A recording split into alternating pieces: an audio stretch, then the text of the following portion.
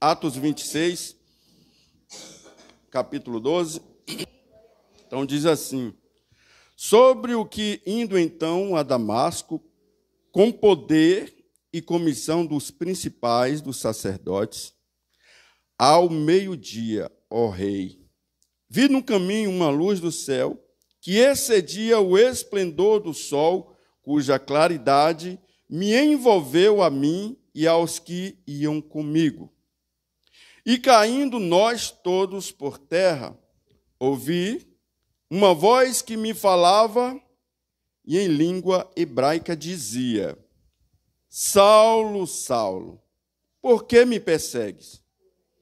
Dura coisa te é recalcitrar contra os aguilhões. E disse eu: quem és, Senhor? E ele me respondeu: eu sou Jesus, a quem tu persegues. Mas levanta-te e põe-te sobre teus pés, porque te apareci por isto, para te pôr por ministro e testemunha tanto das coisas que tem visto, como daquelas pelas quais te aparecerei ainda, livrando-te deste povo e dos gentios, a quem agora te envio, para lhes abrirem os olhos e das trevas os converteres para a luz, e do poder de Satanás, assim Deus, a fim de que recebam a remissão dos seus pecados e de sorte entre os santificados pela fé em mim. E agora, falando sobre Paulo, nós conhecemos a história e a vida de Paulo,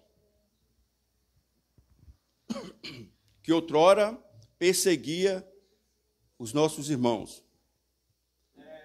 Mas não era uma perseguição qualquer. Não era simplesmente uma perseguição para assustar. A Bíblia diz que ele tinha ódio, ele tinha raiva de nós, dos nossos irmãos. Em Marcos 16:15, Jesus, ele dá uma ordem para nós. Está escrito assim: ide por todo o mundo, pregai o evangelho a toda criatura. Essa é uma ordem que Jesus deu para nós. Muitas vezes, a gente imagina assim: eu não sou missionário. A gente entende, muitas vezes, que missionário é aquele que está lá no campo, atravessando as fronteiras. Missionário é todo aquele a qual se achegou a Jesus. Todos nós temos uma missão no Evangelho de Cristo. Ainda que seja uma missão simples, mas é uma missão. Uma missão de levar uma palavra a um irmão que está acamado, enfermo. Uma missão de cuidar da obra, seja no serviço doméstico de limpeza, é uma missão. E essa missão ela tem que ser feita com excelência. É uma missão de estender a mão àquele mais necessitado. E muitas vezes nós falhamos acerca dessas coisas. Mas todos os dias o Senhor tem usado pessoas, tem usado os seus em sua casa para ensinar sobre essas coisas. Todo culto, toda pregação de Jesus Cristo era ensinando. E tem sido assim, aqui também eu tenho percebido. Toda pregação, principalmente dos domésticos da casa, dos obreiros da casa, tem sido acerca de ensinamento, acerca daquilo que Jesus Ele quer que façamos. Você já parou para pensar? Muitas vezes nós pensamos, qual é a nossa missão? Qual é a nossa função dentro da casa de Cristo? Muitas vezes nos calamos. Quando a gente vai ler o livro de Atos, onde a igreja começa, a palavra diz que estavam, depois que todos foram revestidos, eles estavam ali pregando, eles estavam em comunhão, e o número cada vez aumentava, porque, além da pregação, também existiam sinais, existiam maravilhas, curas, ressurreição, através do poder do nome de Jesus. E isso ia cada vez mais atraindo. E, consequentemente, a quantidade de pessoas ia aumentando. Mas não era para ficar só ali. E por isso veio a perseguição. E o primeiro mártir, que se tornou mártir dos apóstolos, foi Estevão. Está em Atos. Se eu não me engano, capítulo 6, 7, né, pastor? Capítulo 7. Mas, às vezes, nós falamos assim, não podemos discutir sobre o evangelho, a gente fala sobre religião, né? Depende. Estes homens, eles morriam defendendo o evangelho. E este primeiro homem que morreu, que foi Estevão, ele estava morrendo, antes de morrer, o capítulo 7 todinho, ele falando acerca do evangelho e por que Cristo morreu e por que ele estava naquela situação. E ele não voltaria atrás, ainda que ele fosse morrer, mas a palavra de Cristo tinha que ser pregada.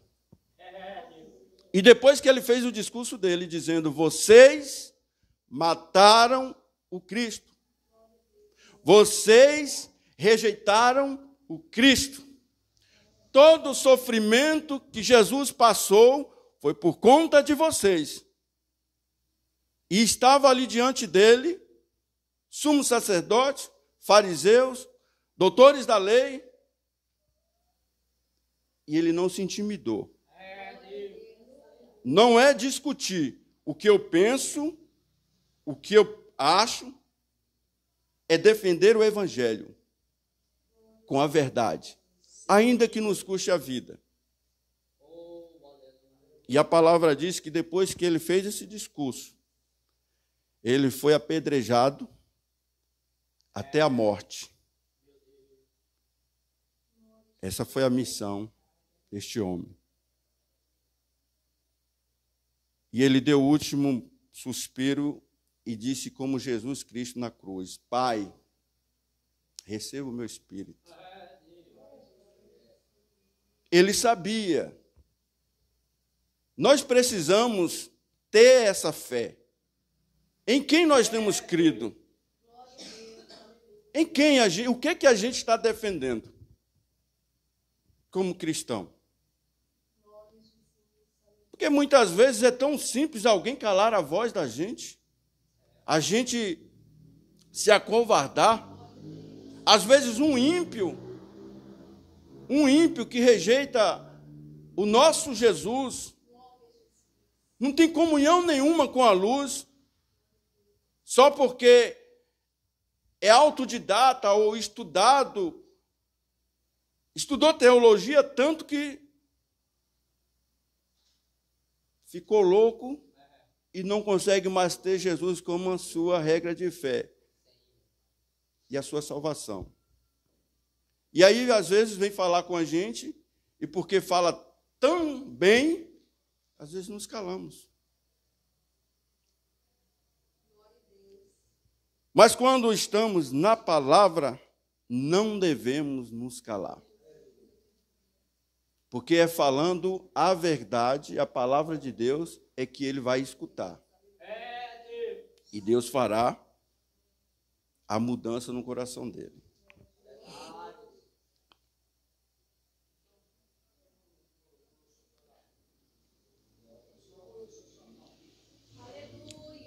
Desde sempre Deus tem chamado homens e mulheres para a missão. Para alguns é impossível, né? Tem missões que são dadas na mão da gente que a gente pensa é impossível. Mas se a gente nos colocar na posição e dizer, eis-me aqui, Deus te toma pela mão e te dá todos os recursos necessários. Outros recebem em forma de retribuir a graça alcançada na morte de Jesus Cristo, o qual nos chamou. Pois ele proverá todas as coisas necessárias. Mas entendam uma coisa, meus amados. Para aceitar esta missão, a gente precisa entender uma coisa. Que a palavra nos instrui acerca do apóstolo Paulo. Você precisa entender que você vai passar todo tipo de sofrimento que você possa imaginar. Medo, solidão, fome, sede, cadeias, açoites, traição e muito mais. Em nome de Jesus Cristo. Mas o apóstolo, ele com tudo isso, ele aprendeu uma coisa. E ele quer ensinar para nós esta noite. Em tudo ele dava glória a Deus. Ele disse em sua palavra, em uma de suas epístolas, que ele aprendeu tanto viver com muito como viver com pouco.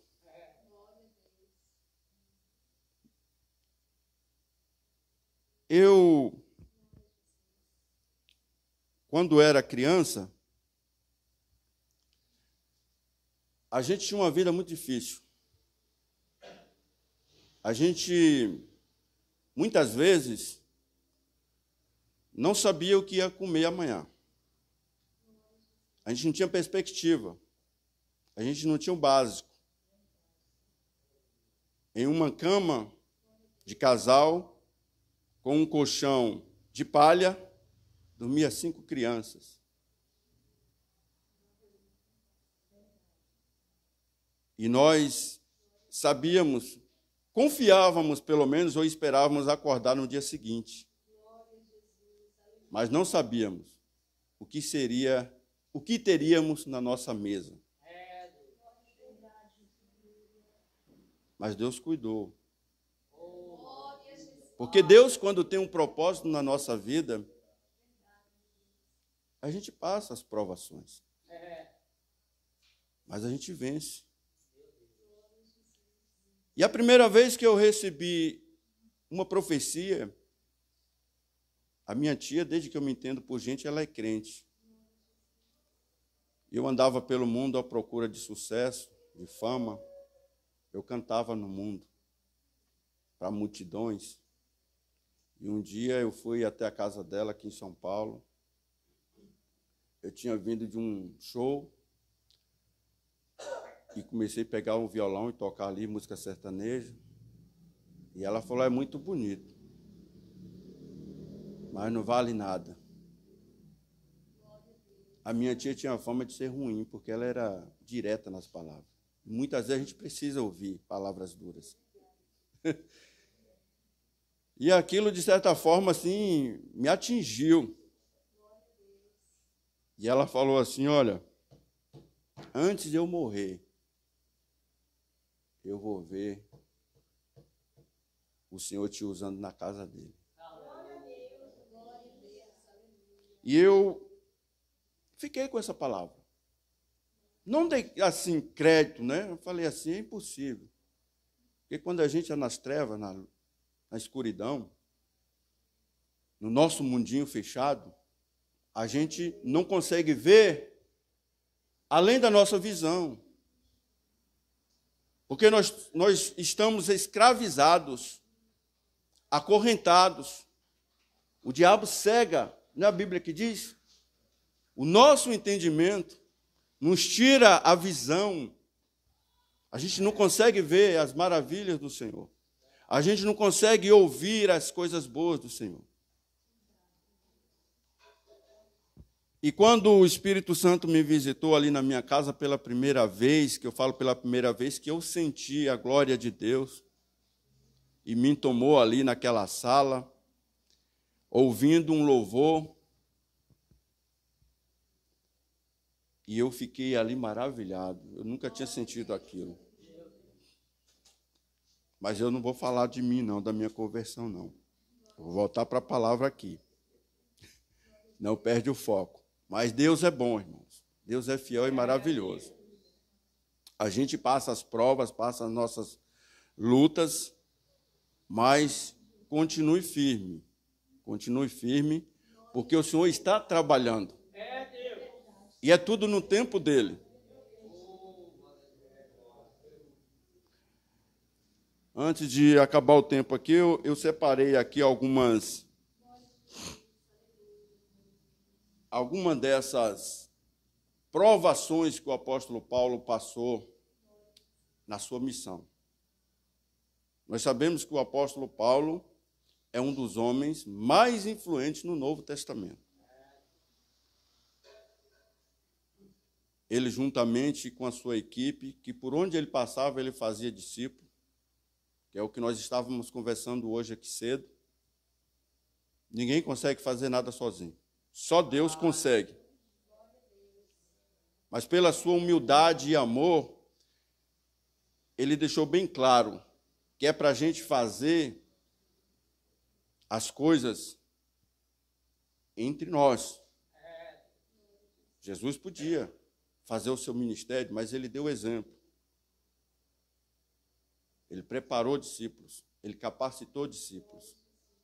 Deus, na formação do mundo, a palavra diz que ele não estava só. Estava ele, o Filho e o Espírito Santo, formando todas as coisas. Não é porque ele precisava, é para nos dar exemplo. Aquele homem ou aquela mulher que pensa que vai abraçar tudo e fazer, não dá conta. Vai parar no caminho.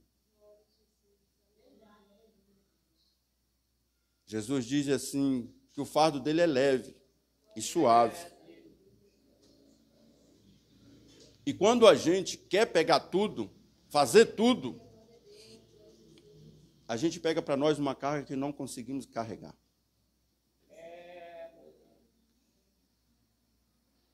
No Novo Testamento, Jesus bate muito sobre isso aí. Ele diz que os fariseus, que tinham mania de fazer isso, eles colocavam sobre os ombros dos fiéis uma carga que nem eles conseguiam carregar. E por isso a gente tem que ficar sempre em comunhão, participando das coisas da igreja, da missão da igreja, estendendo a mão, dizendo, eis-me aqui, ainda que seja algo muito simples. Muito simples. Por exemplo, um desses jovens aqui, se chegar aqui todo dia, chegar na irmã Eline com um papel e uma caneta, coisa simples. Qual é o louvor que as irmãs vão louvar? Jovens. Chegar nos irmãos visitantes, qual é o louvor que você vai louvar? Já é de grande proveito. É algo simples. Você tirar uma cadeira de um lugar, colocar no outro, ajeitar ali, organizado, coisa simples. Mas Deus está vendo tudo. Glória a Deus, aleluia. Glória a Jesus. No livro de 2 Coríntios, capítulo 11, O apóstolo Paulo, ele teve que sofrer uma humilhação de ser içado por uma janela de uma muralha, como se fosse um criminoso fugitivo, a fim de escapar do apetite voraz de governantes injustos que queriam a sua cabeça. A gente percebe o quanto risco o tempo todo o apóstolo Paulo corria. Muitas horas tinha que fugir, muitas vezes tinha que fugir para não morrer. Muitas vezes tinha que encarar. Muitas vezes teve que padecer nas cadeias, nos açoites da vida. Mas em nenhum momento ele voltou atrás. Eu sempre falo para o meu filho, nas situações do dia a dia, muitas vezes nos encontramos fracos. E na nossa fraqueza, aquele que busca no Senhor, ele encontra refúgio e ele é reabastecido. A sua fé ela é reabastecida.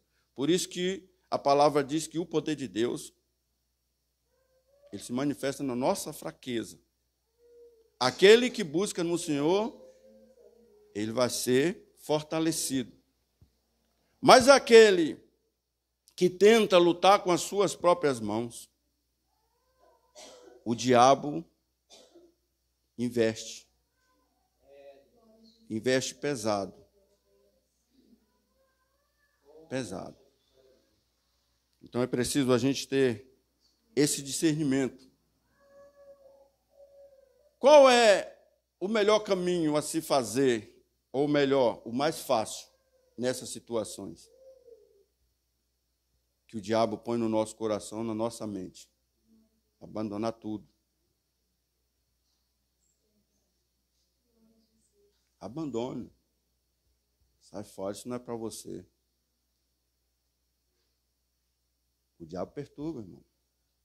A palavra diz que ele está em nosso derredor 24 horas, sem cessar. Por isso que eu falo que nós estamos de pé, é pela misericórdia de Deus, não é pela nossa força. E eu sempre falei para o Rafa e sempre falo, o mais fácil é abandonar. Mas é o caminho dos fracos, é a decisão dos fracos. Jesus fala que é aquele que põe a mão no arado e não vai para frente, só fica resmungando igual aquele povo lá no deserto, não é digno de andar com ele. A prova é tanto que daquele povo todo que saiu do deserto, aquela geração dos mais velhos, morreram todos. Ninguém alcançou a terra prometida, porque murmurava o tempo todo, reclamava o tempo todo. Ainda que via todas as maravilhas, ainda que via todos os sinais de Deus, todo o cuidado, todo o amor de Deus para com todos eles, eles resmungavam, eles reclamavam. Eu estava lendo ontem Números, capítulo 16 até o 18, a primeira rebelião lá no deserto, daqueles 3 homens, agora me falha a memória, eu sei que um deles é Corá, né? Abiatar, e tem mais um. Aqueles homens, eles fizeram uma rebelião para tentar ir contra Moisés. Mas isso aqui é palavra para outro culto, porque vai falar de rebelião contra aquele que é ungido, contra aquele que é escolhido. Quando a gente não quer, a gente sai. É o que eu estou falando. O caminho mais fácil é abandonar. Mas quando você vê que não está falando a mesma língua, não fica murmurando dentro da congregação, tentando desestruturar o pastor, obreiro. Não dá. Tem coisas que não encaixam, que a pessoa não aceita, não quer aceitar, ali não faça a rebelião. E ali a gente viu como é o agir de Deus contra os murmuradores, contra as pessoas que se levantam contra a obra de Deus. E eu indico, viu? Números 16. Conheça essa história da Bíblia e você vai ver como que Deus reage quando aquele escolhido, está sendo atacado injustamente. Para nós, para Deus, nós somos a menina dos seus olhos. Para Deus. Por isso que muitas vezes a gente sofre afrontas. Segundo, ele foi expulso de Antioquia pelos poderosos da cidade. Está registrado em Atos 13:50. E vemos uma conspiração entre os judeus, mulheres, homens, de alta posição da cidade para expulsar Paulo, pelo simples fato, olha só, de ele estar pregando o evangelho. Quantas vezes nós vamos levar uma palavra em um lugar e este lugar não recebe e persegue a gente? Mas fique tranquilo, se Deus levou lá, Ele é conosco. Se Deus levou lá é porque Ele tem um propósito. E é tudo para a honra e glória de Deus. Assim como foi lido pelo presbítero Daniel. Aquela enfermidade, aos olhos humanos, já não tinha mais o que fazer. Quando o mensageiro chegou em Jesus e disse, corre lá que Lázaro está morrendo, não é que Jesus deu bola, não deu bola, ignorou. É porque havia ali um propósito. E aquele processo tinha que ser concluído. E só seria concluído daqui 3 dias, que foi o caso. Aí Jesus retornou lá e a glória do Senhor foi manifestada ali. O nome do Senhor foi glorificado. Terceiro, ele foi apedrejado quase até a morte. Está registrado no livro de Atos 14, capítulo 14. Nós estamos estudando na escolinha dominical, nesse 3º trimestre, acerca deste livro. E eu convido os irmãos a estudar esse livro. Este livro fala do surgimento, do nascimento da igreja primitiva, a qual deu a base para nós estarmos aqui hoje.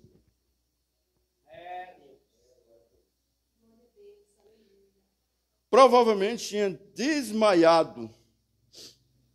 Fato este que, por sorte, ele desmaiou. Ele estava pregando e ele foi arrancado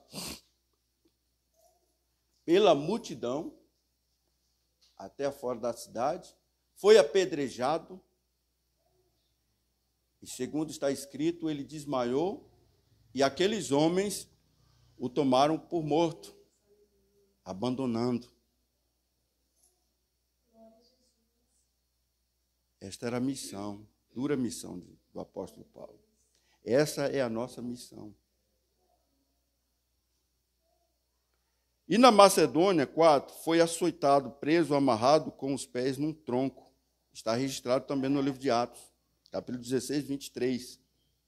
Vemos que Paulo foi preso porque expulsou um demônio de uma jovem adivinhadora, que dava muito lucro aos que exploravam, e por isso foi açoitado, lançado na cadeia e teve os seus pés amarrados no tronco. Muitas vezes, como já disse antes, a falta de fé, a falta de ação nossa, nos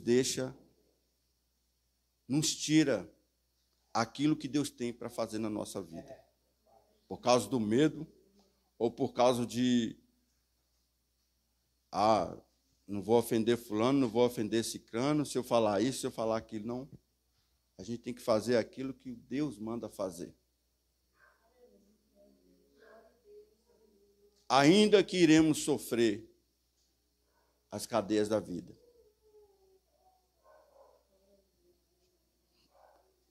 Então ele foi perseguido também pelos judeus. Aqui é que o estudo é um pouco extenso, não vai dar tempo para concluir aqui. Mas, para resumir, o apóstolo Paulo, ele foi escolhido. O escolhido não tem escolha. E eu fico imaginando, às vezes, pensando comigo, quando Jesus chamou aqueles 12 para andar com ele, durante 3 anos,